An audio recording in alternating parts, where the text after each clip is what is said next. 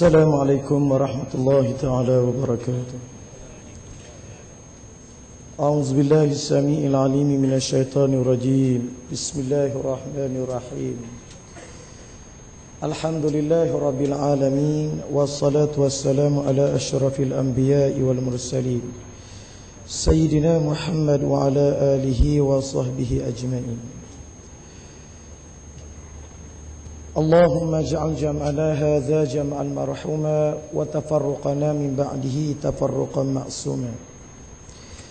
Qala Allah subhanahu wa ta'ala, ya ayyuhalladzina amanu innamal khamru wal maisir wal ansab wal azlamu rijsun min amali syaitan fajtanibuhu la'allakum tuflihun.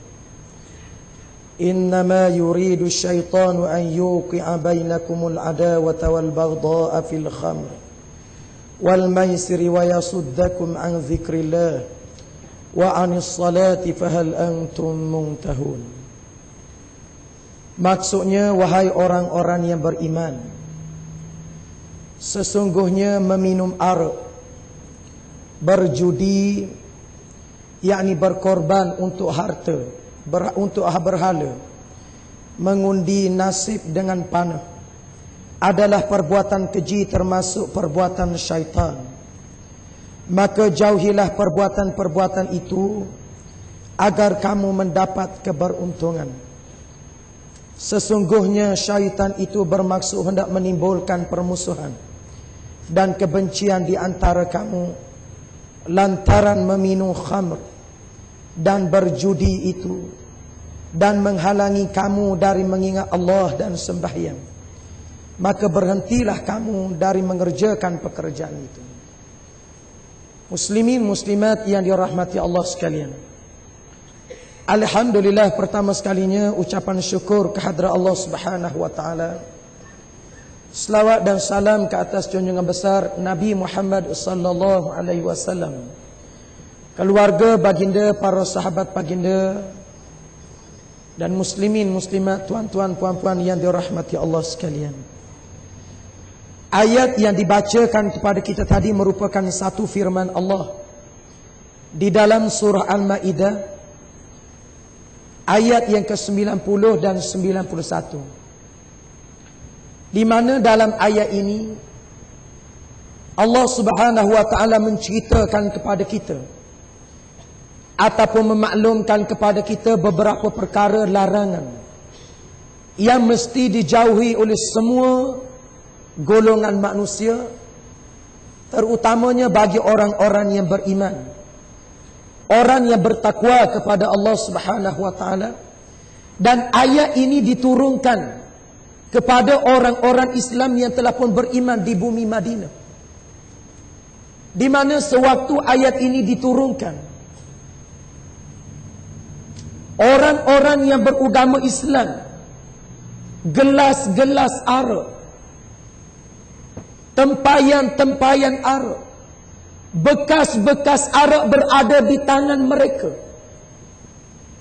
Apabila turunnya ya ayyuhalladzina amanu, wahai orang-orang yang beriman, maknanya ayat ini tuju kepada orang yang telah beragama Islam, yang telah beriman, tetapi mereka masih dalam keadaan mabuk. Mereka masih dalam keadaan meminum arak. Dan di antara kaki judi yang terkenal di zaman jahiliyah, antaranya adalah Sayyidina Umar Al-Khattab radhiyallahu anhu. Jadi apabila mereka ni menerima ayat ini, gelas-gelas yang berada di tangan mereka, gelas yang mengandungi arak, botol-botol arak, bekas-bekas arak ni, semuanya mereka menghapuskan. Dan sehingga kan lorong-lorong di Madinah itu maknanya dibanjiri dengan air arak. Ini menunjukkan kepada kita apabila Islam itu telah mula bertapak di hati manusia, apabila akidah kalimah asyhadu an la ilaha illallah wa asyhadu anna Muhammadar Rasulullah ini telah bersarang di dalam jiwa orang-orang yang mukmin, orang-orang yang bertakwa kepada Allah Ta'ala. Di waktu itu mereka telah mula menyerah diri kepada Allah di dalam semua keadaan.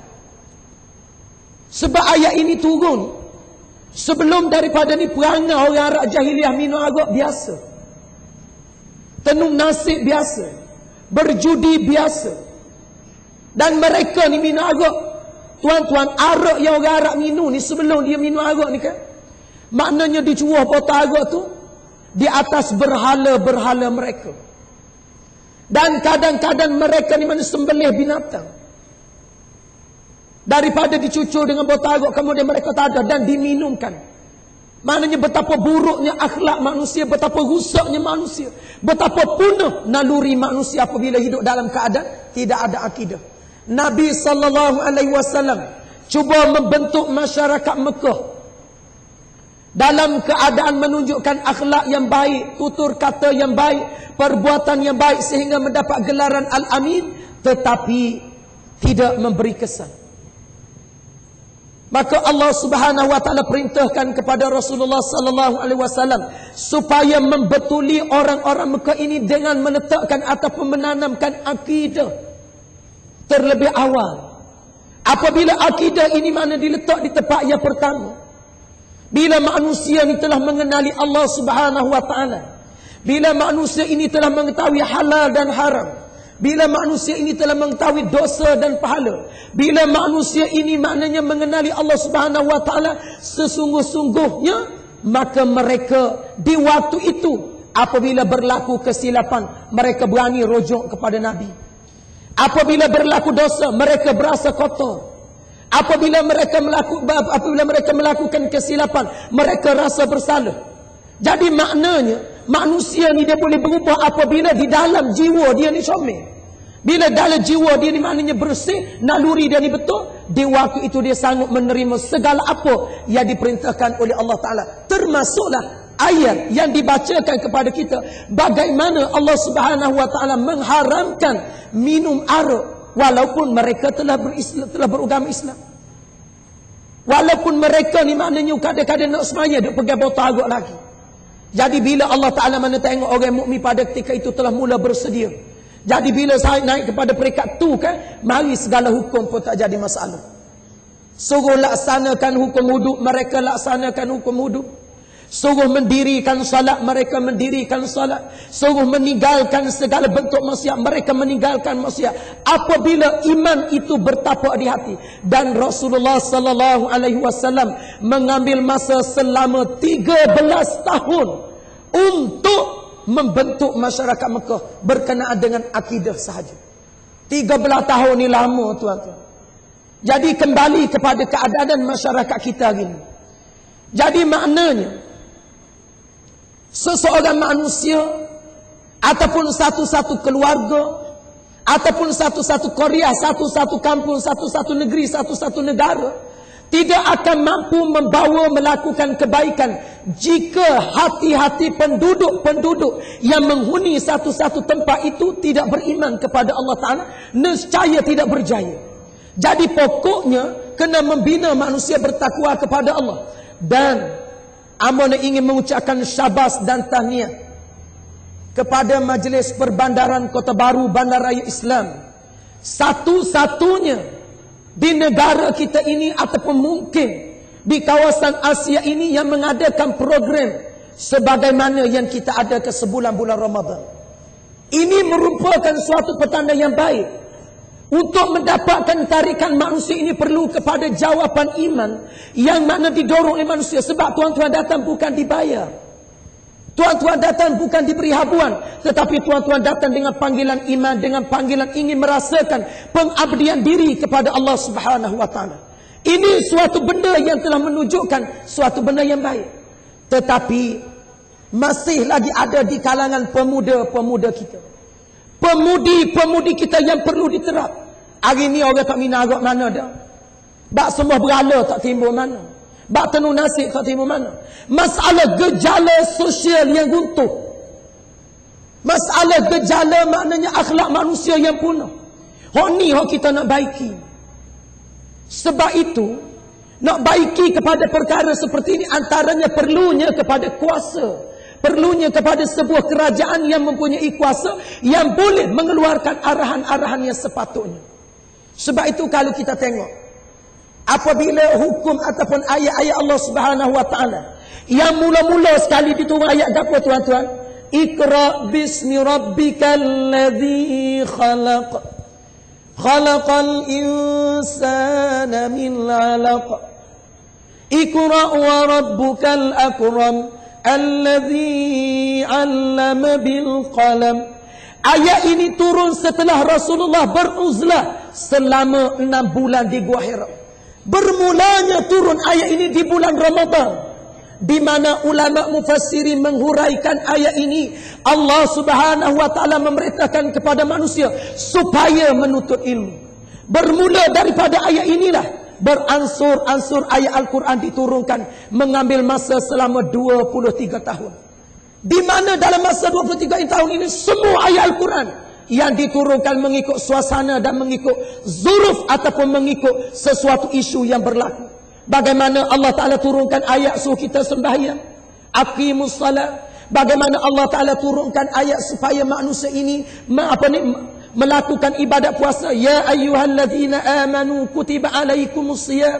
Bagaimana Allah Subhanahu wa Ta'ala turunkan ayat makna wa atuz zakah, tunaikan zakat. Bagaimana Allah Ta'ala turunkan ayat walillahi 'alan nasi hajjul baiti man istata'a ilaihi sabila, perintah supaya melakukan ibadat haji. Dan Allah Subhanahu wa taala turunkan ayat as-sariqu was-sariqatu faqta'u aydiyahuma. Ayat berkenaan dengan zina, ayat berkenaan ibadat. Maknanya ayat-ayat Al-Quran ini mengambil masa selama 23 tahun, ditutup oleh Allah Ta'ala dengan ayat al-yawma akmaltu lakum dinakum wa atmamtu alaikum nikmati wa raditu lakumul islam dinan. Jadi maknanya Islam ini sempurna setelah 23 tahun Rasulullah meneruskan misi dakwah. Jadi hari ini kita sebagai manusia yang mengaku beriman, yang mengaku bertakwa kepada Allah, di bulan yang mulia dengan penuh keberkatan, sayyidus syuhur, di malam dengan penuh keberkatan, syahrul Ramadan alladzi unzila fihi al-Quran. Marilah sama-sama kita menyaksikan dan kita bersaksi bahawasanya kita ingin melaksanakan perintah apa yang telah diperintahkan oleh Allah Subhanahu wa taala melalui ayat-ayatnya, bermula dari segi sudut untuk pribadi kita, rumah tangga kita, makan minum kita, ekonominya, politiknya, sosialnya, seluruhnya. Barulah kita bangkit di hari akhirat apabila dibawa di hadapan Allah. Al-Quran yang menjadi dustur, yang menjadi perlembagaan ini, inilah yang disoal oleh Allah Subhanahu wa taala. Tak pada tuan-tuan sekadar kita nak jawab ambo semaya dah, ambo puasa dah, ambo zakat dah, ambo haji dah. Banyak lagi soalan-soalan yang dia akan dikemukakan oleh Allah Ta'ala untuk nak melayakkan seseorang itu kepada syurga yang sifatnya kekal abadi. Jadi ayat ini turun satu isyarat bagaimana manusia yang kotor jiwanya, bagaimana manusia yang rusak akhlaknya, bagaimana manusia yang rusak akalnya.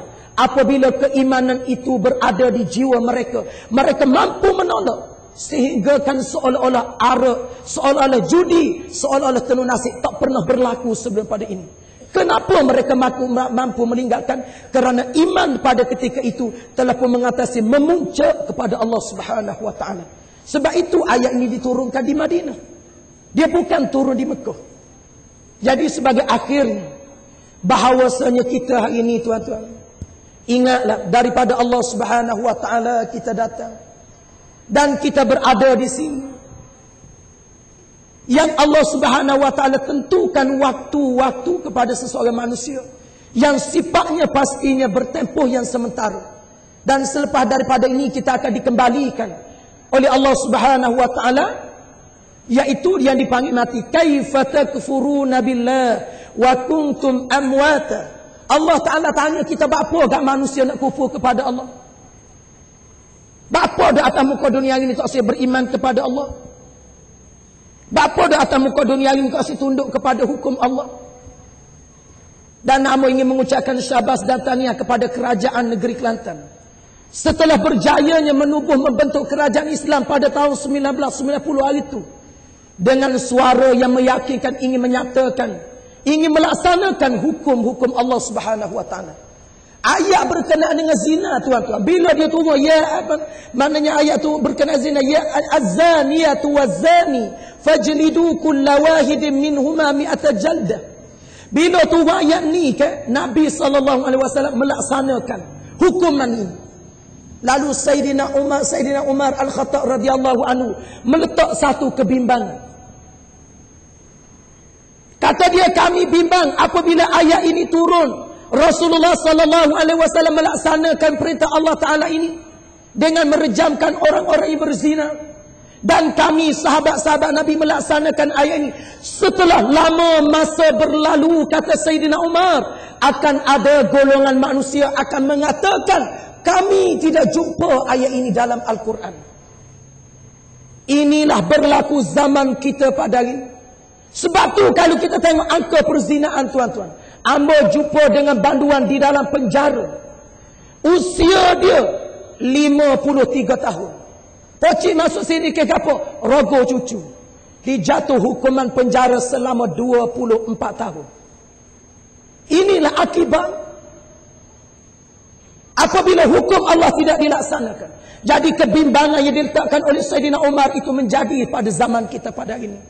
Walau bagaimanapun pihak kerajaan Islam yang telah cuba nak melaksanakan, tetapi adanya tangan-tangan yang cuba menghalang, maka tangan inilah yang selesai masalahnya dengan Allah di hari akhirat nanti. Kita insya-Allah diselamatkan oleh Allah Ta'ala. Yakinlah tuan-tuan, apabila manusia ini tunduk dan patuh kepada perintah Allah, barakat, pintu keberkatan dibuka oleh Allah dengan seluas-luasnya. Jadi sekadar itu sahaja. Jadi sebagai kesimpulan dan akhirnya, selamat menjalani ibadah puasa. Semoga Ramadan yang sedang kita hayati ini merupakan Ramadan yang paling mahal harganya. Manfaatlah masa dan waktu yang mana bulan Ramadan ini orang yang tidur dicatat pahala, orang yang diam dicatat pahala. Apatah lagi kita sanggup mendirikan salat sunat tarawih, sanggup bertadarus Ramadan, sanggup mengeluarkan harta bersedekah, sanggup melakukan apa saja demi menyatakan takwanya kepada Allah Ta'ala. Dan itulah target Allah Subhanahu Wa Ta'ala suruh kita puasa. La'allakum tattaqun. Semoga kamu menjadi orang-orang yang bertakwa. Siru ala barakatillah. Aqulu qawli hadza astaghfirullahal azim li wa lakum. Wassalamu alaikum warahmatullahi ta'ala wabarakatuh.